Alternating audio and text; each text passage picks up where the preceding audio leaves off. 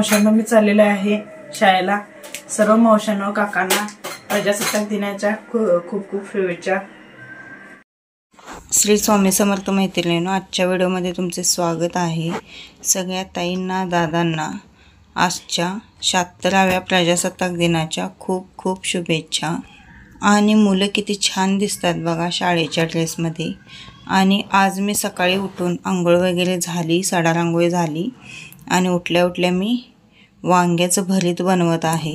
वांगी जास्त नव्हती, 2च वांगी होती, पण आईकडे हे जाणार असल्यामुळे त्यांना मी वांग्याचं भरीत आणि भाकरी आई आणि पप्पांसाठी देणार होते। त्यासाठी 2 वांगी चिरली आणि त्यानंतर मग ती तळून घेतलेली आहेत। तळत असताना तपकिरी कलरवरच तळायचे आहेत आणि त्यानंतर मी इकडे फोडणी मारून घेत आहे। त्याच्यासाठी मी एकदम बारीक चिरून असं 4 कांदे घेतलेले होते, तसेच 2 टोमॅटो मोठमोठे आणि त्यानंतर कांदा। त्यानंतर कढईमध्ये तेल घातलेलं आहे, जिरे मोहरी घातलेलं आहे। कढीपत्ता असला तर तुम्ही घालू शकता, माझ्याकडे काही नव्हता। आणि बारीक चिरलेले जे कांदे होते ते घालून मी सोनेरी कलरवर कांदा भाजून घेतलेला आहे। आणि त्यानंतर हळद, लाल तिखट, थोडंसं गरम मसाला घातलेला आहे। तुमच्याकडे हिंग असला तर हिंग सुद्धा घालू शकता। आणि त्यानंतर जो आपण बारीक चिरलेला एकदम टोमॅटो होता तो सुद्धा मी तेलात आता भाजून घेणार आहे। आणि इकडं वांगी आहे ती चमच्याच्या सहाय्याने मी बारीक करत होते, पण ती लवकर होईनात आणि सकाळी मला गडबड होती, त्यामुळं मी हातानेच अशी चुरून घेतलेले आहेत। आणि जे आपण गॅसवर ठेवलेलं होतं कढईमध्ये मिश्रण शिजायला टोमॅटोचं वगैरे, त्यामध्ये ती पूर्ण वांगी सगळी चुरलेली घातलेली आहेत आणि एकजीव करून घेतलेला आहे। मी एका हातात मोबाईल धरलेला असल्यामुळे मी एकाच हाताने हलवून तुम्हाला दाखवत आहे। त्यानंतर चवीनुसार मीठ घातलेलं आहे आणि वरून थोडीशी कोथिंबीर पण घालायची आहे आपण। अशा पद्धतीने छानसं आपलं भरीत झालेलं आहे। आणि आईकडं आम्ही आलेलो होतो बघा सकाळी, त्यावेळी तिची देवपूजा चालू होती। आणि परवा मी व्हिडिओमध्ये म्हणलेलं तुम्हाला की आमचं देवघर मी तुम्हाला दाखवेन म्हणून, तर बघू शकता तुम्ही वरती गणपती बाप्पा आहेत आणि खाली सगळे देव आहेत। गणपती मात्र वर्षभर असतो। माझ्या भावाच्या जन्मापासून, म्हणजे जवळजवळ भावाचं वय आता 42 ते 43 वय आहे, त्यावेळेपासून गणपती आमचा वर्षभर असतो। आणि खाली देव बघू शकता तुम्ही। माझ्या देवघरापेक्षा आमच्या आईच्या देवघरामध्ये जास्त देव आहेत आणि तिला पूजायची पण खूप आवड आहे। एवढ्या लवकर हे त्याचं तोंड दे तिकडे कसं लागणे कशाचं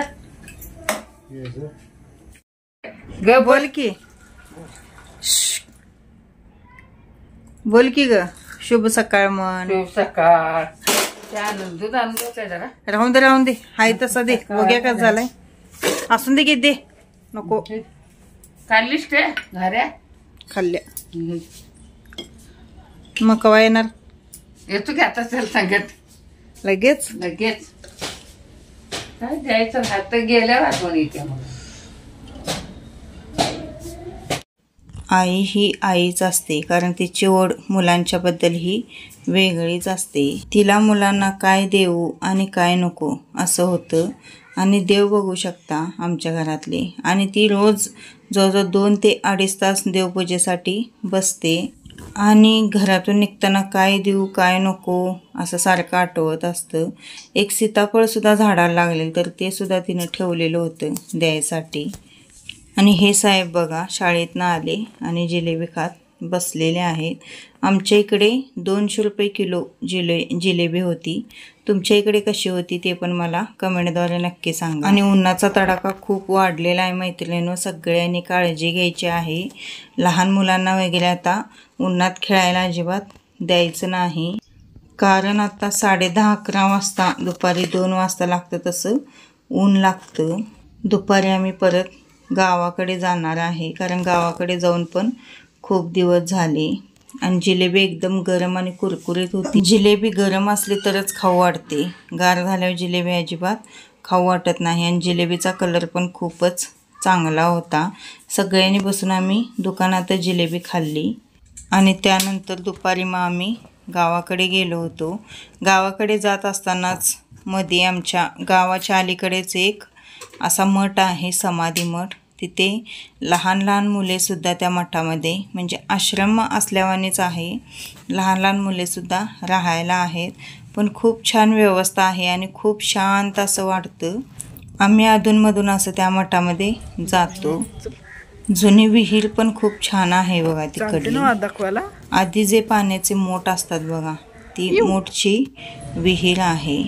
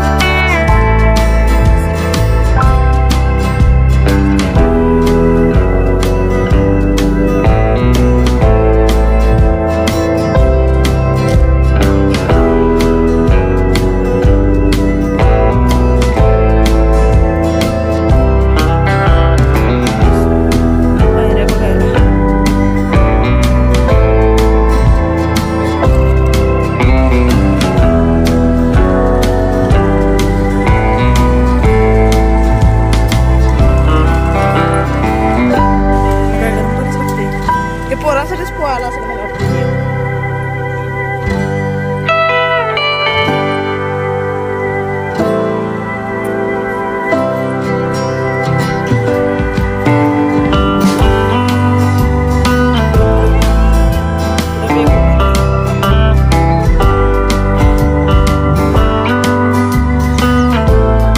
आणि मठामध्ये त्यांनी बाग तयार केलेली आहे मुलांसाठी. आणि कमळ बघू शकता किती छान उमललेले आहेत. कमळांसाठी पण त्यांनी असं हौद तयार केलेला आहे आणि त्या हौदामध्ये कमळ लावलेले आहेत. या मठाची गोशाळासुद्धा आहे, म्हणजे आपली जी देशी गाई असते त्या देशी गायींची गोशाळासुद्धा आहे. तेथे तुम्हाला गायींचं तूप, दूध, परत गोमूत्र सगळं साहित्य मिळतं. गायींच्या शेणेसुद्धा मिळतात.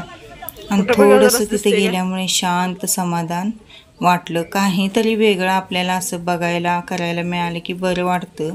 म्हणजे कसं तर आपल्या रोजच्या रुटीनमधून काहीतरी वेगळं बघायला मिळतं. आणि त्यानंतर आम्ही गेलेलो आमच्या गावी. आमच्या गावातील ग्रामदैवत लक्ष्मीचं मंदिर आहे, ते सुद्धा खूप छान आहे. त्या मंदिरातच शाळासुद्धा आहे आणि आता तर त्याचं रिनोव्हेशन केल्यामुळे ते खूपच चांगलं झालेलं आहे. कितीतरी दिवसांची मरगळ कंटाळा तिथे गेल्यामुळे निघून जातो. आणि हे पहा, हे आमचं ग्रामदैवत लक्ष्मीचं मंदिर आहे आणि ही कन्नड शाळा आहे. आणि या मंदिरातसुद्धा मैत्रिणीनं आल्यावर अजिबात इथून उठू वाटत नाही. मी भरपूर वेळा माझ्या व्हिडिओमध्ये हे मंदिर तुम्हाला दाखवलेलं आहे. आणि चला तर आपण आता लक्ष्मीचं दर्शन घेऊया. सगळ्यात आधी कापूर, उदबत्ती लावून घेऊन ओवाळून घेतलेला आहे. खूप जागृत देवस्थान आहे मैत्रिणींनो हे सुद्धा. आणि दसऱ्यामध्ये खूप मोठी यात्रा असते. 4 ते 5 दिवस यात्रा असते.